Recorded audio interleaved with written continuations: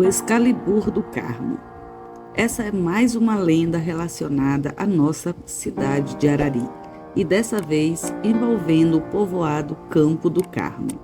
Quando o rei Arthur entregou a lendária espada Excalibur à Dama do Lago, não fez questão de remover também a pedra que guardara a espada por tanto tempo, até que este a conseguisse retirar da mesma.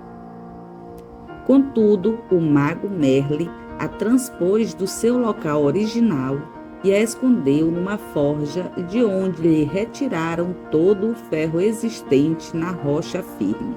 Merlin utilizou todo o seu conhecimento em magia para conseguir tal proeza, pois o ferro extraído da rocha era mágico e teria que ser transformado em alguma coisa que passasse despercebida a fim de não cair em mãos malignas.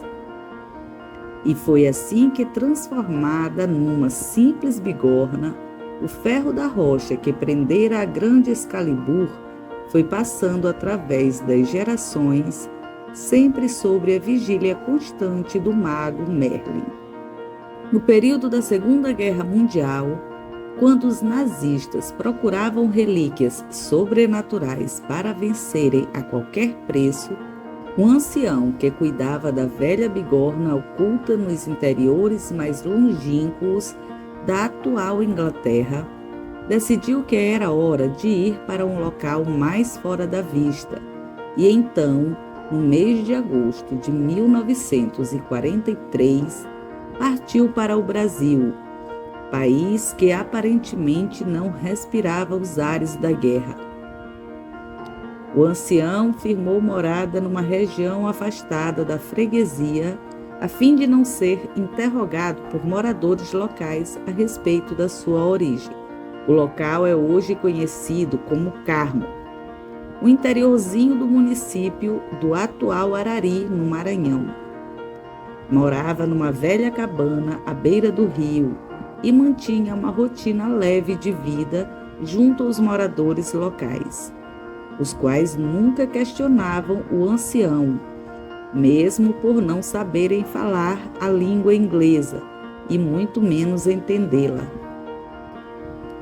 Numa das quentes noites do mês de junho, um incêndio envolveu a cabana do ancião, destruindo tudo o que havia de frágil, menos o ancião, do qual nunca encontraram o corpo, e da velha bigorna, que este guardava como um tesouro.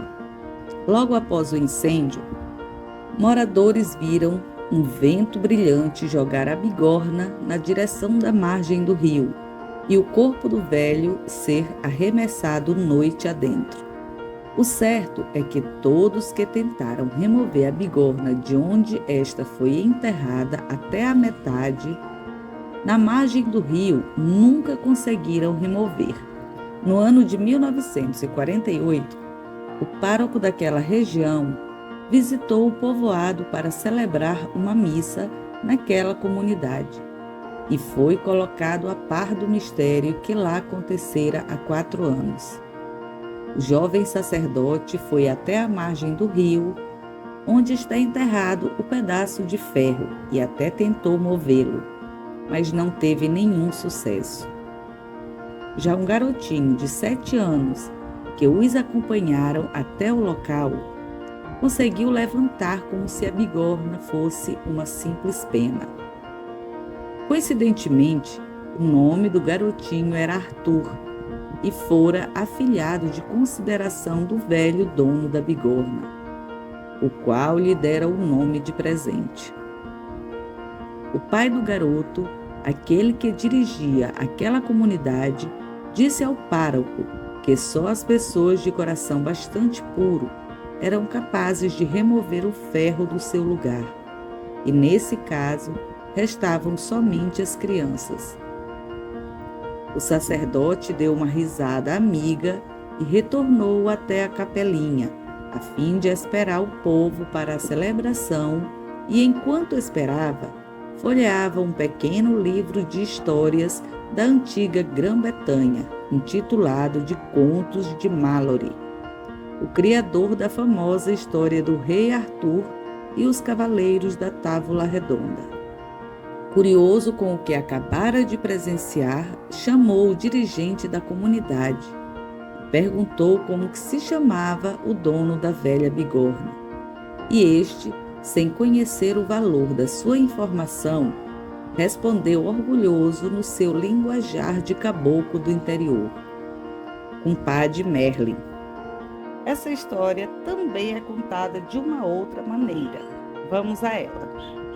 O povoado Carmo, localizado no município de Arari, Maranhão, outrora foi uma povoação com muitos moradores e onde existiu um grande festejo religioso em homenagem a Nossa Senhora do Carmo.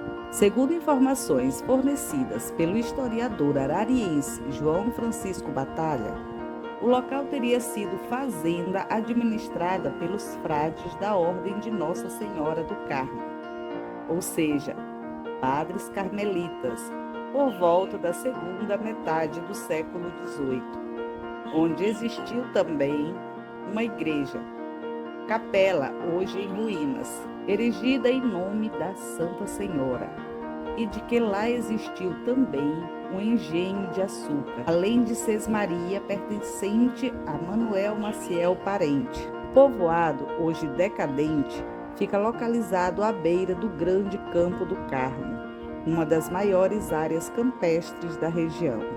A comunidade pertencia inicialmente ao município de Vitória do Mearim, mas foi anexada ao município de Arari a partir de 23 de maio de 1871, 7 anos após a emancipação política de Arari, que se deu em 27 de junho de 1864. Hoje, a Capela de Nossa Senhora do Carmo está em ruínas, devido ao êxodo praticamente em massa. Ao lado das ruínas da capela, há um ferro muito pesado, que, segundo uma lenda local, ninguém consegue movê-lo.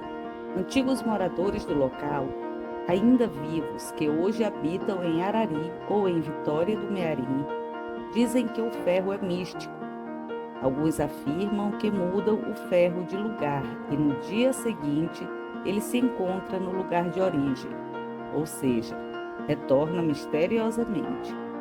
O tal ferro parece ser um eixo de algum equipamento, é pesado e possui as extremidades arredondadas.